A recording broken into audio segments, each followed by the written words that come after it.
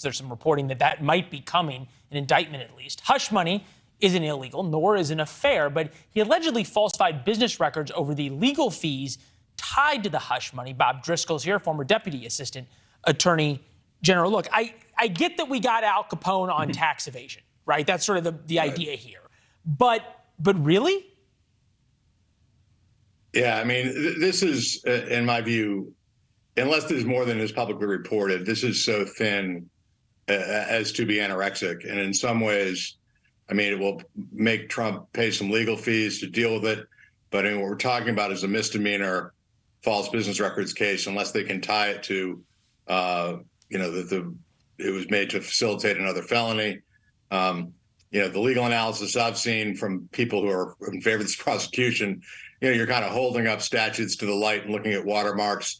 And I mean, that's not exactly what you want if you're going to be prosecuting a former president of the United States in a high-profile case.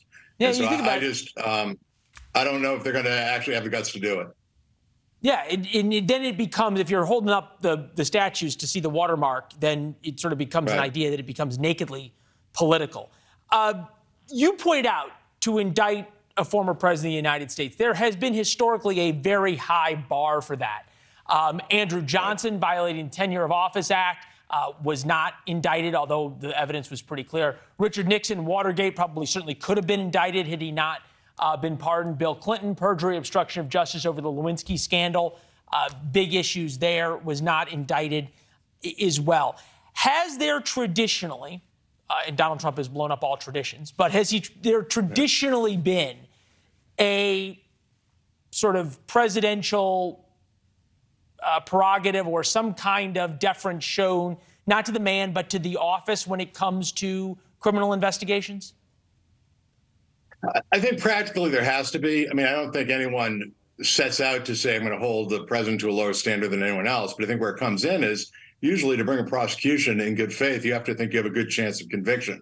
And if a prosecution is seen as political or seen as unusual, or you see someone prosecuted for something you've never seen anyone else prosecuted for, it is very likely that people are going to presume politics are involved and that one or two jurors are going to say, if not more, this is ridiculous and we're not going to convict this person. So I think where it comes in is your analysis of, can you in good faith say you have a good chance of getting this conviction?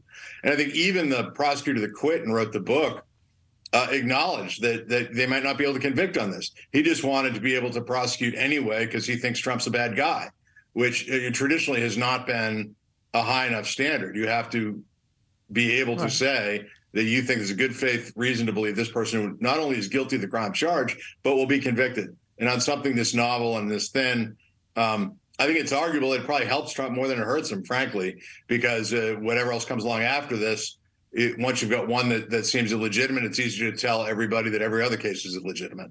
So that's a great point. His lawyers will probably have mixed feelings about it. Well, also in his political team, too, because he loves to have something and someone to fight against. And he's now able to play offense against the Manhattan DA on this and go after him and talk about how this is just as thin as you talked about. You said we don't want to hold the president to a lower standard. We also don't want to hold him to a higher standard, at least legally. Donald Trump's ongoing legal issues, Mar-a-Lago documents, January 6th, New York financial crimes, which are different than this, Georgia election interference, and then the falsified docs over Stormy Daniels payoffs is a separate issue. We look at this in totality. Are all of these holding the former president to a higher standard or to the standard of the law?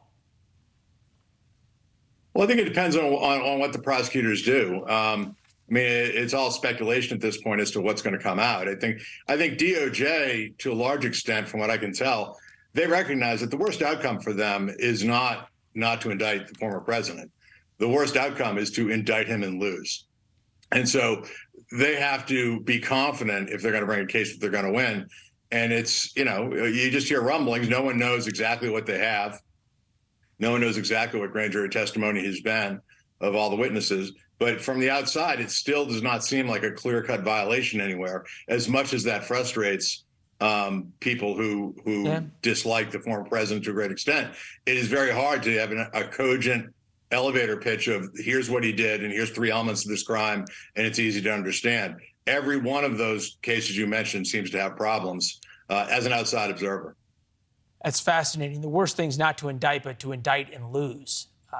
Spoken like a man who's exactly. had to make... I think that's that's what really gives the DOJ a black eye to do that. Yeah, well, it would be a black eye also to the DA in Fulton County in Georgia. It'd be a black eye to Letitia James, the Attorney General in New York, if any of them care, for that matter. But those local prosecutors won't pay a political price for bringing a case and losing, given the jurisdictions they're in. The DOJ has I would hope, a higher reputational standard and wouldn't want to suffer the damage they would bring by bringing a case and either having it tossed out on appeal for constitutional or other grounds, or losing it. I think that would be a very damaging for the DOJ. I think that weighs in their decision making. I mean, they're professionals. Yeah. Merrick Garland may have one of the more lonely jobs in America right now. Bob, we got to run. Thank you. Thanks for watching. Go to newsnationnow.com to find NewsNation on your television provider.